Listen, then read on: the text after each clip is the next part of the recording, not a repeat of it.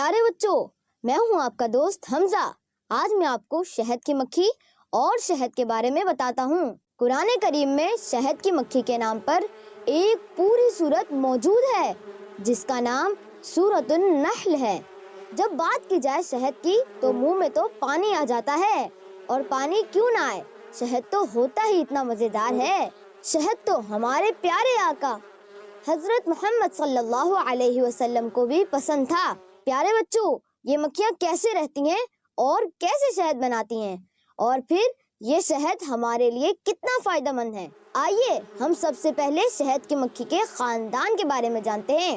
شہد کی مکھیاں ایک بہت بڑی کمیونٹی میں رہتی ہیں جسے ہائیو یعنی چھتا کہا جاتا ہے۔ ہر چھتے میں 3 طرح کی مکھیاں ہوتی ہیں: ملکہ مکھی، مزدور مکھی اور نر مکھی۔ ان میں ہر مکھی کا اپنا اپنا کام ہوتا ہے۔ پورے چھتے میں صرف ایک ملکہ مکھی ہوتی ہے۔ ملکہ مکھی کی خاص ذمہ داری صرف انڈے دینا ہوتا ہے۔ یہ سب سے لمبی عمر پانے والی مکھی ہوتی ہے۔ پیارے بچوں، مکھیوں کے چھتے میں سب سے چھوٹے سائز کی مزدور مکھیاں ہوتی ہیں۔ پورے چھتے کا کام بھی یہی کرتی ہیں، جیسے پھولوں سے رس جمع کرنا، چھتے کی صفائی کرنا، چھتے میں شہد کو جمع کرنا، حفاظت کرنا اور ملکہ مکھی کے بچوں کی دیکھ بھال کرنا۔ شہد کی مکھی کی بہت زبردست میموری ہوتی ہے۔ یہ اسی میموری کی وجہ سے راستہ بھی نہیں بھولتی، چاہے وہ کئی کلومیٹر دور چلی جائیں۔ پیارے بچوں، یہ مکھیاں آپس میں باتیں بھی کرتی ہیں، ایک خاص انداز میں، یعنی اشاروں کے ذریعے سے ایک دوسرے کو بتاتی ہیں کہ کھانے کے لیے کون سا پھول کہاں ہے۔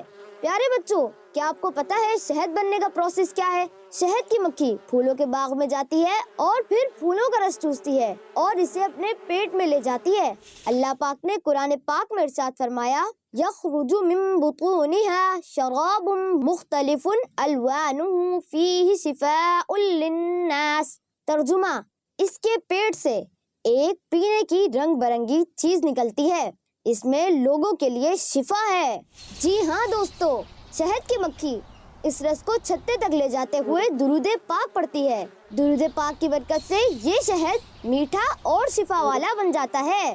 پیارے بچوں، شہد کی مکھی کو دیکھ کر اللہ پاک کی شان معلوم ہوتی ہے۔ ایک شہد کی مکھی اپنی پوری زندگی میں ایک چائے کے چمچ کے 12ویں حصے کے برابر شہد بناتی ہے، یعنی 12 مکھیاں ہوں تو ایک چائے کا چمچ شہد بنا سکتی ہیں۔ اللہ پاک کی شان ہے کہ وہ شہد کی مکھیوں کے ذریعے سے ہمیں اتنا میٹھا اور شفا والا شہد عطا فرماتا ہے۔